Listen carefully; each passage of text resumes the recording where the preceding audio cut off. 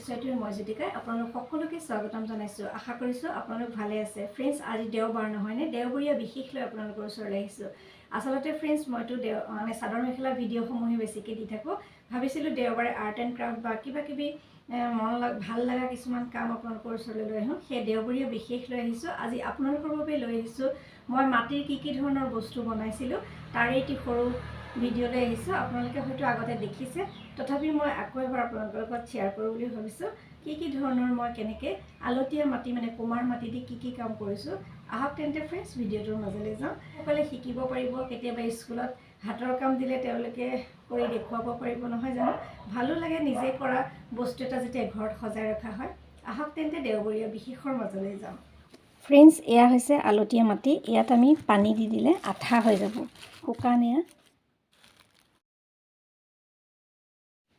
এয়া ফ্ৰেন্ডছ আজি দেওবাৰ যিহেতু আমাৰ আৰ্ট স্কুলৰ পৰিৱেশ অকণমান কেমেৰাত বন্দী কৰি ৰাখিলোঁ এইগৰাকী সকলোৱে চিনি পাইছে আমাৰ টিকলিক তেওঁ আৰ্ট স্কুললৈ আহে সকলো ছবি অঁকাত ব্যস্ত হৈ আছে আজি যিহেতু দেওবাৰ ভাবিলোঁ কেমেৰাত অকণমান বন্দী কৰি ৰাখোঁ তেওঁলোক ছবি অঁকাত ব্যস্ত হৈ আছে আৰু তাৰ পিছতে আৰম্ভ হ'ব ডান্স স্কুল সকলোৱে জানে সত্ৰীয়া আৰু আধুনিক সকলোবোৰ শিকাই থকা হৈছে এয়া সত্ৰীয়া ক্লাছো চলি আছে এতিয়া ইয়াৰ পৰা আমি যাবগৈ লাগিব মই কি ধৰণে মাটিৰ কি ধৰণৰ বস্তু বনাইছো মাটিৰ পৰা গোলাপ ফুল গড় হাতী বাঘ সকলোবোৰ বনাব পাৰি আৰু বৰ ধুনীয়াকৈ বনাবলৈ আগতে শিকাই দিছিল নিশিকোৱা নহয় তথাপি মই আজি আকৌ এবাৰ আপোনালোকৰ লগত শ্বেয়াৰ কৰিছো যিসকল আগ্ৰহী নিশ্চয় ভিডিঅ'টো চালে ধুনীয়াকৈ মানে বনাব পাৰিব প্ৰথমতে আমি বনাবলৈ লৈছো এই হাতী এটা চাওকচোন মাটিখিনি কিমান ধুনীয়াকৈ নিমজ হৈ গ'ল মাটিখিনি যেতিয়া পানী দি তিয়াই ৰাখিছিলোঁ তাৰপিছত মঠি দিয়াৰ পিছত আটা মঠা দি মঠিলোঁ তাৰপিছত এয়া হাতীৰ খুৰডাল প্ৰথমতে বনাম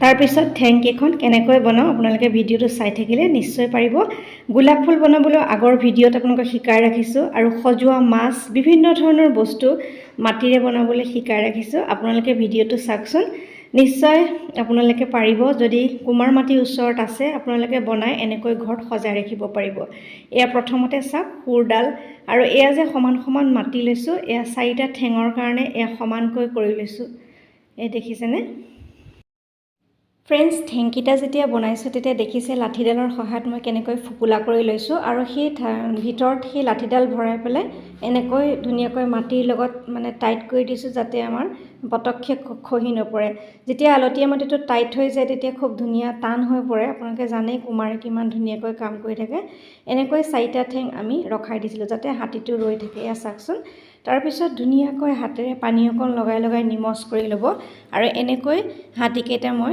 ৰেডি কৰিছিলোঁ মাটিৰ হাতী আপোনালোকে তাৰপিছত ৰং দি দিব এক্ৰিলিকৰ হোৱাইট ব্লেক সেয়া দিব মই আগতে ভিডিঅ'ত ভালকৈ দেখুৱাইছোঁ বাৰু তথাপি মই আকৌ এবাৰ মনত পেলাই দিছোঁ ঠিক সেইদৰে মাছটো বনাবলৈও এনেকৈ মাটিখিনি ধুনীয়াকৈ নিমজ কৰি পেটটো ফুপুলা কৰি চাওকচোন এয়া মাছ অংশটো ফুপুলা কৰি হাতেৰে টানি মাছৰ মুখখনৰ দৰে এনেকৈ এটা শ্বেপ দিছিলোঁ তাৰপিছত এই দুইটা আকৌ সেই পেটটো ফুপুলা কৰাৰ পিছত এনেকৈ মিলাই হাতেৰে নিমজ কৰি পেলাই মাছৰ ধৰণে ডিজাইন কৰি আকৌ এনেকৈ ওপৰত যাতে আমি সজাব পাৰোঁ তেনেধৰণে মাছটো বনাইছিলোঁ সেয়া পিছফালৰ অংশটো মানে ফিছা অংশটো সৰু এখন চাকুৰ সহায়ত এনেকৈ কাটি দিছিলোঁ অৱশ্যে আমি যেতিয়া মাটিৰ কাম কৰোঁ তেতিয়া সেই কাঠি এডাল ব্যৱহাৰ কৰোঁ সেইডাল বাঁহৰ হয় সেইডালেই মই কাম কৰিছিলোঁ আৰু পানীৰ সহায়ত এয়া দি পেলাই অকণমান চাওকচোন ওপৰলৈ দি দিছিলোঁ আৰু এনেকৈ মাছটো বনাইছিলোঁ আৰু বেৰত যিহেতু সজাম সেইকাৰণে পিছফালে এটা ফুটা মানে কৰি দিছিলোঁ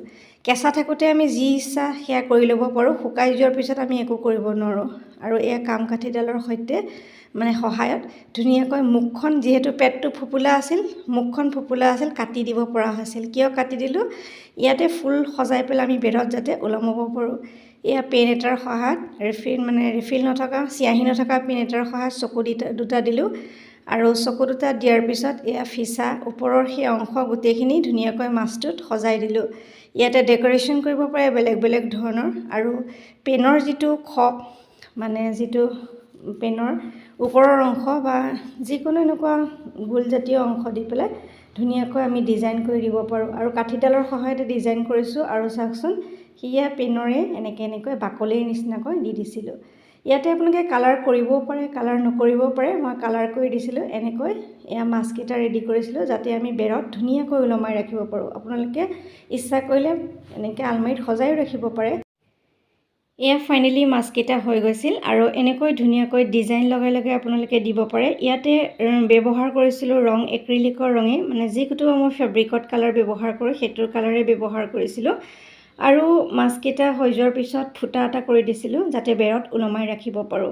আৰু ইয়াতে দুটা ধৰণৰ কালাৰ দি পেলাই আমাৰ মাছকেইটা ৰেডি হৈ গৈছিল। আৰু এনেকৈ ৰাখিলেও দেখিবলৈ ধুনীয়া লাগে। যদি ৰং কৰি দিওঁ তেতিয়াও এটা নিউ লুক আহে। আপোনালোকে দেখিছে ফুটাটো কৰি দিছোঁ যাতে কেঁচা থাকোঁতে আপোনালোকে সকলোবোৰ কৰিব লাগিব। আৰু এই যে মাটিৰ কামটো আপোনালোকক শিকালোঁ, এইটো টেৰাকটাৰ কাম হয় আৰু এই মাটিৰ কামটো নকৰি আপোনালোকে ক্লেৰ সহায়তো কৰিব পাৰে। আৰু চাওকচোন কিমান ধুনীয়া লাগিছে মাছ। এনেকৈ মই এক্ৰিলিকৰ কালাৰ ফ্লেট ব্ৰাছৰ সহায়ত দিছিলোঁ। আপোনালোকে ফমৰ সহায়তো দিব পাৰে। আৰু বাকলি থকাৰ নিচিনা লাগিছে নহয়নে? যিহেতু মই এয়া কেঁচা থাকোঁতেই ডিজাইন কৰিছিলোঁ, শুকোৱাৰ পিছত ডিজাইনবোৰ উঠি গৈছিল। আপোনালোকে পুৰি পেলাইও ধুনীয়াকৈ মাটিৰ কাম কৰিব পাৰে। মই পুৰা নাই বাৰু। আৰু এনেকৈ মাছকেইটা হৈ যোৱাৰ পাছত ইয়াতে ফ্লাৱাৰ ভৰাই পেলাই বেৰত ওলমাই ৰাখিছিলোঁ। কেইবাটাও মাছ কৰিছিলোঁ। আৰু এয়া মাটিৰ গোলাপ ফুল, নিশ্চয় আপোনালোকৰ মনত আছে। মাটিৰ গোলাপ ফুল মই বনোৱা আগৰ ভিডিঅ'ত দেখুৱাইছোঁ। আৰু এয়া মাটিৰ গোলাপ ফুল বনাই মই মাটিৰ মাছকেইটাত লগাই বেৰত ওলমাই ৰাখিছিলোঁ। এই ভিডিঅ'টো অৱশ্যে মই আগতে দিছোঁ, বৰ লাহে লাহে কৰি দেখুৱাইছিলোঁ। হয়তো বহুতে দেখিছে আৰু বহুতে হয়তো নাই দেখা। মই কোনোবাই অনুৰোধ কৰাৰ কাৰণে মই আকৌ এবাৰ আপোনালোকৰ মাজলৈ আগবঢ়াই দিলোঁ এই মাটিৰ কামটো। বহুতো শিশুৱে এই কামবোৰ কৰি ভাল পায়। সেইকাৰণে ভাবিলোঁ দেওবৰীয়া বিশেষত আজি এইখিনিকে শিকাওঁচোন, হয়তো কোনোবা উপকৃত হ'বও পাৰে। এনেকৈ মাটিৰ ফুল কৰি সজাই ৰাখিব পাৰে বা কিনা ফুলো ৰাখিব পাৰে। আৰু এয়া চাওকচোন কণীয়েদি বনোৱা ফুল, আগতে ভিডিঅ'ত দেখুৱাইছোঁ। আৰু এনেকৈ আমি কেইবাটাও ফুল কৰি পেলাই বেৰত ওলমাই ওলমাই ৰাখিছিলোঁ। এয়া চাওক ফ্ৰেণ্ডছ, বেৰত ওলমাই দিওঁতে কিমান যে ধুনীয়া লাগিছে নহয়নে? এতিয়া আহোঁ আমাৰ মাটিৰে বনোৱা এই ফুল আৰু পাত আৰু চৰাই, এইসমূহ মই বটলত ডিজাইন কৰিছিলোঁ। নিশ্চয় আপোনালোকৰ এই ভিডিঅ'টো মনত আছে। এয়া সম্পূৰ্ণ মাটিৰ কাম। আৰু একেখিনি এয়া কুমাৰ মাটিৰে কৰা কামেই।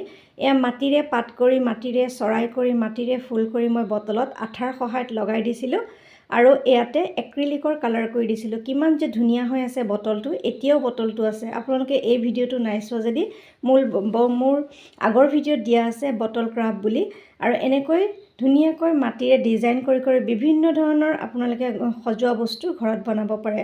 মই আকৌ এবাৰ বটলটো আপোনালোকক এবাৰ দেখুৱাই দিলোঁ। আপোনালোকে চাওকচোন চৰাইখিনি, মাটিৰ ফুল, পাত সকলোবোৰ কিমান ধুনীয়া লাগিছে। একো কিনা বস্তু নহয়, মাত্ৰ কুমাৰ মাটিৰে বনোৱা। আৰু বহুত ধুনীয়া ফিনিচিং আছে। বটলটো এতিয়াও ধুনীয়া হৈ আছে। বহু বছৰ হ'ল মই বনোৱা। আকৌ এবাৰ আপোনালোকৰ মাজলৈ লৈ আহিছোঁ, শ্বেয়াৰ কৰিছোঁ যাতে আপোনালোকে কেতিয়াবা পেলনীয়া বটলসমূহ ঘৰত থাকিলে এনেকৈ মাটিৰে কাম কৰি সজাই ৰাখিব পাৰে। ফ্ৰেণ্ডছ, মোৰ প্লে'লিষ্টত গৈ আপোনালোকে আৰ্ট এণ্ড ক্ৰাফ্ট বুলি প্লে'লিষ্ট বনাই থোৱা আছে। তাত বহুত ভিডিঅ' দিয়া আছে। ঘৰত পেলনীয়া বস্তুৰ পৰা বনোৱা বিভিন্ন ধৰণৰ ধুনীয়া ধুনীয়া ডিজাইনত কাম কৰা বহুত বস্তু দিয়া আছে। সেই একেধৰণে আমি মাটিৰ পৰা গোলাপ ফুল বনোৱা ভিডিঅ' নিশ্চয় আপোনালোকৰ মনত আছে। মাটিৰে গোলাপ ফুল বনাই বিভিন্ন ধৰণৰ বস্তুত আমি লগাই সজাই ৰাখিব পাৰোঁ। আৰু শিশুসকলেও ভাল পায়। মাটিৰে কাম কৰিবলৈ অৱশ্যে খুবেই ধুনীয়া, খুব নিমজ হয় কামবিলাক। মাটিৰে গোলাপ ফুল বনাই মই পটত ডিজাইন কৰিছিলোঁ, চৰাই বনাই আপোনালোকে দেখিছে। আৰু আকৌ এবাৰ মনত পেলাই দিছোঁ, আপোনালোকে ভিডিঅ' যদি নাই চোৱা চাবচোন। আৰু চাওকচোন কিমান ধুনীয়া হৈছিল গোলাপ ফুলপাহ। ফ্ৰেণ্ডছ, ইমান সময় মোৰ ভিডিঅ'টো চাই থকাৰ বাবে অশেষ ধন্যবাদ জনাইছোঁ। এনেকৈ মই গোলাপ ফুলৰ ভিডিঅ' আগতে দি ৰাখিছোঁ। যিসকলে নাই চোৱা প্লিজ আপোনালোকে চাব। আৰু ফ্ৰেণ্ডছ, আজি এটা বিশেষ দিন। আজি মোৰ একমাত্ৰ ভাইটি, মৰমৰ ভাইটিৰ উপজা দিন। তেওঁলৈ বহুতো মৰম যাচিছোঁ এই ভিডিঅ'টোৰ যোগেদিয়ে। তেওঁ যাতে সুস্থ থাকে আপোনালোকে আশীৰ্বাদ কৰিব। মই অৱশ্যে আৰ্ট স্কুলৰ কাৰণে বৰ দেৰিকৈ এবাৰ গৈছিলোঁ ঘৰলৈ। ভাইটিৰ উপজা দিনৰ শুভেচ্ছা দিলোঁগৈ। আৰু মই ভিডিঅ' কৰি থকা নাছিলোঁ। এই ভিডিঅ'টোৰ যোগেদিয়ে তেওঁলৈ পুনৰ এবাৰ শুভেচ্ছা জনাইছোঁ। এনেধৰণে গোলাপ ফুলৰ ভিডিঅ' দি ৰখা আছে। ৰং বিৰঙৰ ৰঙা, হালধীয়া, নীলা এনেকৈ কালাৰ কৰি দিলে গোলাপ ফুলবোৰ খুব ধুনীয়া লাগে। ইমান সময় মোৰ ভিডিঅ'টো চাই থকাৰ বাবে অশেষ ধন্যবাদ জনাইছোঁ। আজিলৈ আহিছোঁ পুনৰ নতুন কাম লৈ আকৌ অহাৰ প্ৰতিশ্ৰুতিৰে। মই জ্যোতিকা সকলোৰে পৰা বিদায় লৈছোঁ। নমস্কাৰ। সকলো সুস্থ থাকক, ভালে থাকক তাৰে কামনা কৰিছোঁ।